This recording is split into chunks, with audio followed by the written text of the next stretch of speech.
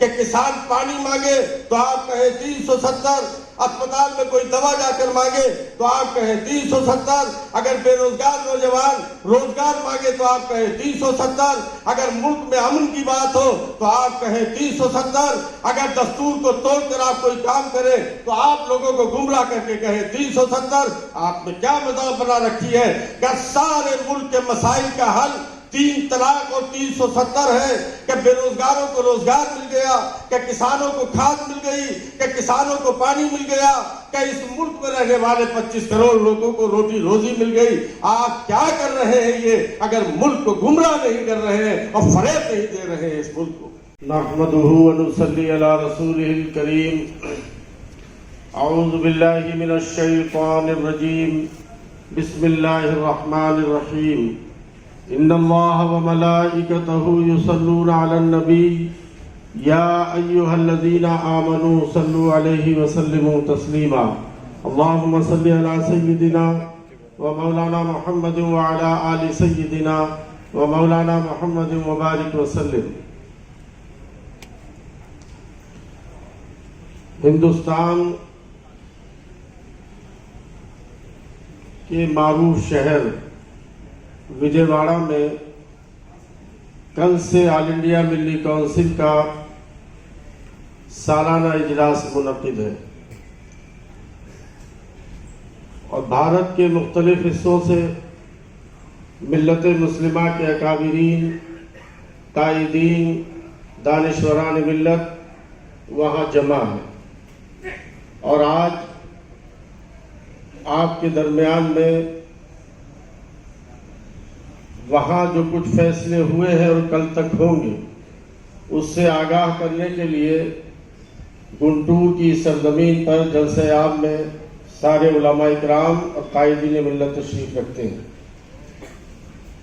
آج کی اس عظیم الشان کانفرنس کے صدر عالی وقار، آل انڈیا ملی کونسل کے صدر محترم، اسٹیج پر موجود باوقار علماء اکرام، دانشوران ملت، سامنے بیٹھے ہوئے میرے بزرگوں اور دوستوں، وقت بہت کم ہے۔ میں آل انڈیا ملی کونسل کے مجموعی فیصلوں اور پیغام سے آپ کو اس شعر کے ذریعے سے واقف کرانا چاہتا ہوں کہ ملی کونسل کی روح اور ملی کونسل کا پیغام، آل انڈیا ملی کونسل کا نظریہ، اس کے اغراض و مقاصد کیا ہے، اور پچھلے تقریباً 30 سال سے آل انڈیا ملی کونسل ملک میں کس طرح کا کام کرتی ہے۔ وقت نہیں ہے اس لیے تفصیلات میں جانے کا موقع نہیں ہے، بہت اچھے لوگوں کی محفل ہے، میں بدایوں کا رہنے والا ہوں۔ میرے یہاں کے کسی شاعر کا شعر ہے کہ بقا کی فکر کرو خود ہی زندگی کے لیے، بقا کی فکر کرو خود ہی زندگی کے لیے، زمانہ کچھ نہیں کرتا کبھی کسی کے لیے۔ آپ ہی اپنے مسائل کا کوئی حل ڈھونڈو، آپ ہی اپنے مسائل کا کوئی حل ڈھونڈو، شکوے گردش حالات سے کیا ہوتا ہے۔ یہ آل انڈیا ملی کونسل کا پیغام ہے۔ آپ دیکھ رہے ہیں کہ مختلف مکاتب فکر کے اور مختلف تنظیموں کے ذمہ داران رونق اسٹیج ہیں۔ کل سے اب تک ہمارے درمیان میں ایک بحث رہی ہے، اور وہ بحث یہ ہے کہ ملت مسلمہ کو اتحاد کا پیغام دیا جائے، متحد رہنے کا پیغام دیا جائے۔ میں ملت کے نوجوانوں سے اس عظیم اسٹیج سے گزارش کرتا ہوں بہت ہی ادب کے ساتھ کہ بھارت کے رہنے والے ملت مسلمہ کے نوجوانوں، یہ تمہارے حق میں اور تمہارے نظریے کے تحت اور تمہاری فکر ہونی چاہیے کہ ہمیں آئندہ مکاتب اور مسالک کے نام پر اپنے درمیان میں کسی بھی قسم کے اختلاف اور انتشار باقی نہیں رکھنا ہے۔ یہ فکر آپ کی بھی ہونی چاہیے۔ یہ بہت دن سے آل انڈیا ملی کونسل کی فکر رہی ہے کہ مکتب اپنی جگہ پر، مشرب اپنی جگہ پر، کوئی تنظیم اپنی جگہ پر، جس کو جس تنظیم کے ساتھ رہنا ہو وہ رہے، جو جس مکتبہ فکر سے وابستہ ہے وہاں وہ وابستہ رہے، جو جس مشرب سے وابستہ ہے اس مشرب سے وابستہ رہے، ملی کونسل کے پلیٹ فارم پر اس پر کوئی بحث نہیں ہوتی ہے. ہم کلمہ طیبہ کی بنیاد پر صرف اور صرف اسلام کے پرچم کے نیچے کلمہ طیبہ پڑھنے والوں کے مسائل کو لے کر اس ملک میں بحث کرتے ہیں اور اس کو حل کرنے کے لیے جہد مسلسل کرتے ہیں. یہ ملی کونسل کا پیغام اور اس کے اغراض و مقاصد میں یہ بات شامل ہے. اس لیے آج آپ کو یہ پیغام بھی اس اسٹیج سے دینا چاہتے ہیں. ملک کی جو صورتحال ہے میں اس پر کوئی جذباتی گفتگو نہیں کرنا چاہتا ہوں. میں نہیں چاہتا کہ آپ کے جذبات کو برانگیختہ کروں، لیکن میں ان لوگوں میں سے بھی نہیں ہوں کہ اگر آپ کے جذبات کو برانگیختہ تو نہ کیا جائے، لیکن آپ کو آنے والے حالات سے پوری طرح واقف رہنا چاہیے اور موجودہ مسائل سے آپ کو پوری طرح واقف رہنا چاہیے. یہ عبد الرحمان صاحب جیسا کہ کہہ رہے تھے کہ اس ملک میں عزت کے ساتھ زندگی جینے کے لیے اپنے تشخص، اپنی آئیڈینٹی اور اپنی اسلامی تہذیب و تمدن کے ساتھ، ثقافت کے ساتھ زندہ رہنے کے لیے ہمیں ایک لمبی لڑائی اس ملک میں لڑنے کے لیے ذہنی اور فکری طور پر اپنے آپ کو تیار رکھنا چاہیے. طرح طرح کے مسائل آپ کبھی سوچ سکتے تھے. میں آج کل اپنے اسٹیجوں سے کہتا ہوں کہ میں نے جب سے شعور سنبھالا میں یہ بات سنتا آتا تھا کہ ہندوستان میں مسلمانوں کا تشدد ہوتا ہے، ہندوستان میں مسلمانوں کا اور مائنارٹیز کا استحصال ہوتا ہے.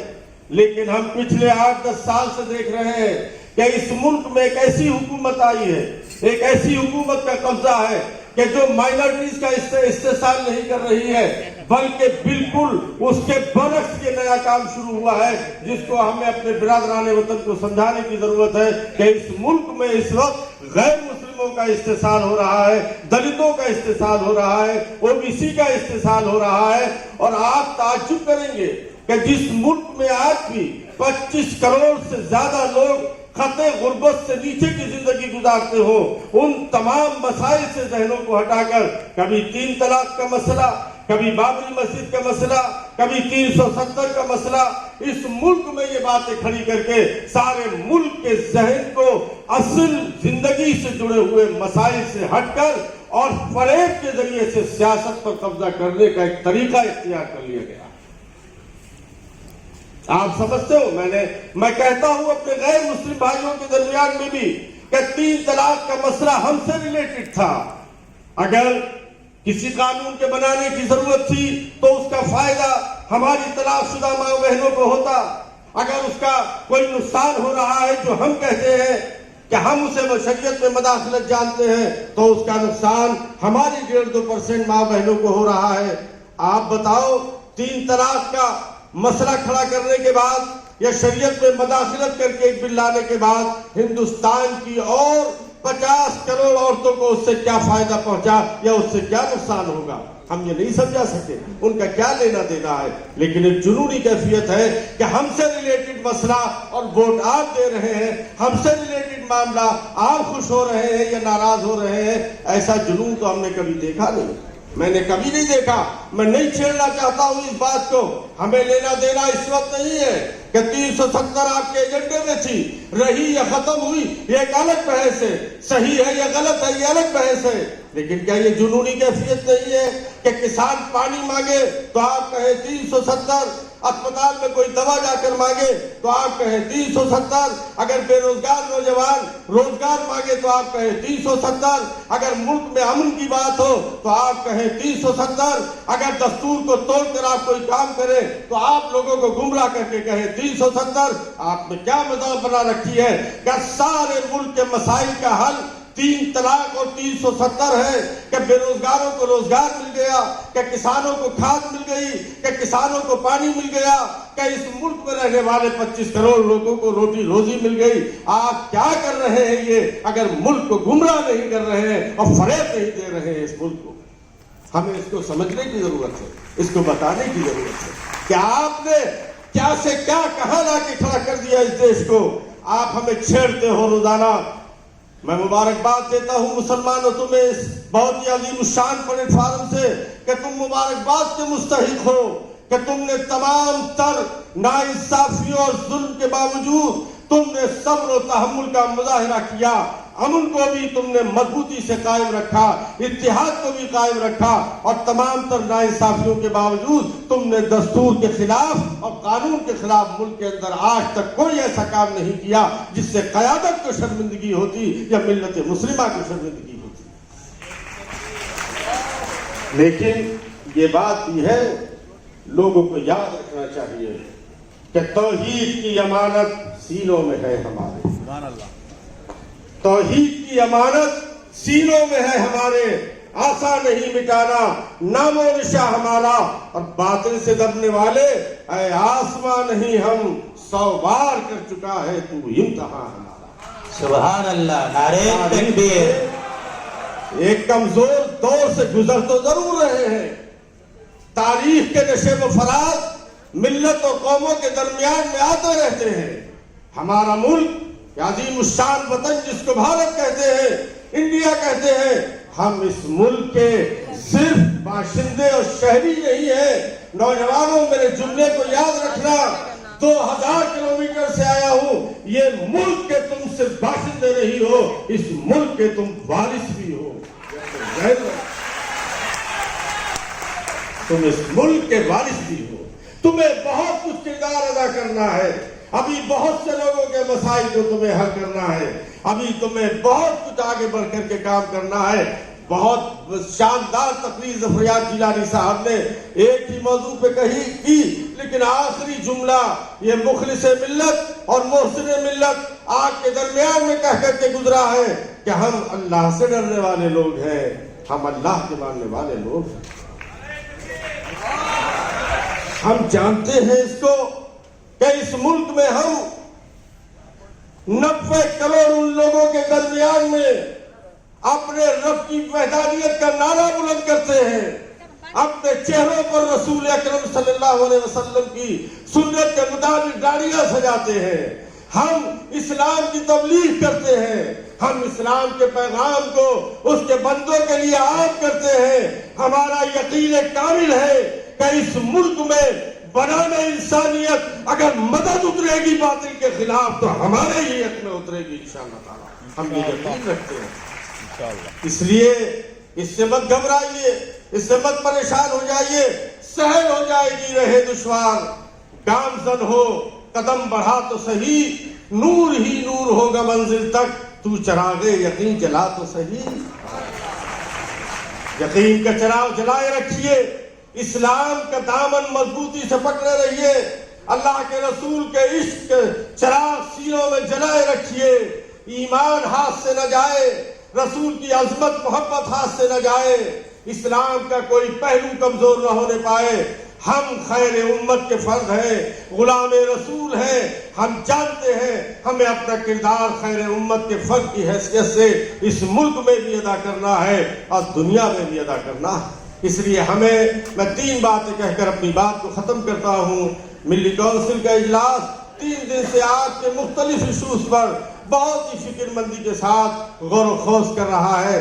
کل آپ کے سامنے کوئی اعلانیہ آئے گا، آپ اسے پڑھیں گے، اس کو آگے بڑھائیے گا کہ ملی کونسل نے کیا کیا فیصلے کیے ہیں، آئندہ کے لیے، مستقبل کے لیے کیا لاہ عمل مرتب کیا ہے۔ یہاں تلنگانہ کی سرزمین پر بیٹھ کر پورے ملک سے جو قائدین جمع ہوئے انہوں نے کیا فیصلہ کیا ہے، انشاءاللہ آپ کو کل اخبارات کے ذریعے سے معلوم ہوگا۔ محترم صدر عالی وقار اور جنرل سیکرٹری صاحب تشریف نہیں لا سکے، محترم ڈاکٹر منظور عالم صاحب کو تعلیل ہو گئے، ابھی وہ آپ کو بتاتے ہیں، کل تک آپ تک پرسوں تک یہ باتیں پہنچیں گی۔ میں 3 باتیں کہہ کر آپ سے رخصت چاہتا ہوں میرے عزیزو، یاد رکھنا بہت مختصر جملوں میں کہ اس کو سب سے پہلے پکے اور سچے مومن بن جاؤ، آپس میں متحد ہو جاؤ، متحد رہو اور متعلم بن جاؤ۔ ان 3 چیزوں کو یاد رکھیں، سچے مومن بن کے رہو، اس ملک میں امن کی بات کرو، غریبوں کی بات کرو، نفرتوں کی دیواروں کو مسمار کرنے کے لیے اپنے آپ کو تیار کرو۔ ہم پیغمبر امن کے غلام ہیں، پیغمبر رحمت کے غلام ہیں، انشاءاللہ تعالی हम रहमतें, बरकतें और इस मुल्क में अमन व अमान के लिए, खुशहाली और तरक्की के लिए तमाम फिरका परस्त ताकतों से लड़ाई लड़ेंगे। आखिरी बात कह के रुखसत होता हूँ, चूंकि ये लिखा हुआ है कि मुल्क बचाओ, दस्तूर बचाओ, आज का उन्वान है। आखिरी बात मैं कहता हूँ जिम्मेदारी के साथ, हमारे असलाफ, हमारे बुजुर्ग, हमारी वाबस्तगी इस मुल्क में किसी मौजूदा आने वाली या नंबरों से बढ़कर आने वाली सरकार के किसी नजरिए से नहीं है। हमारी वाबस्तगी, हमारा ताल्लुक इस मुल्क के कॉन्स्टिट्यूशन से है, आईन से है, दस्तूर से है, और ये दस्तूर जो सबको इज्जत के साथ जिंदा रहने का हक देता है, इसको बचाने के लिए हम आखिरी दम तक कोशिश करेंगे ताकि हम भी इज्जत से रहें और दूसरे हिंदुस्तानी शहरी भी इस मुल्क में इज्जत के साथ जिंदगी जिए। इसी खाक से, इसी जमीन से उभरते चलो, बड़ो दिलेरो, अंधेरों से जंग करते चलो, सिसकती रात का सांचा पिघलने वाला है और सहर करीब है, सूरज निकलने वाला है। इन्हीं अल्फाज के साथ बहुत बहुत शुक्रिया। वमा अलैना इल्लल बलाग। नारे तकबीर, नारे तकबीर। जनाब हजरत मौलाना यासीन अली उस्मानी साहब बदायूं। मिलत टाइम्स की वीडियोस देखने के लिए यहाँ क्लिक करके सब्सक्राइब करें और हाँ, बेल आइकन जरूर दबाएं। अगर फेसबुक पर देख रहे हैं तो पेज लाइक करें। ताज़ा तरीन खबरों और मज़ामीन के लिए विजिट करें हमारी वेबसाइट www.millettimes.com। हमारी ये वेबसाइट उर्दू, हिंदी, इंग्लिश तीनों लैंग्वेज में मौजूद है।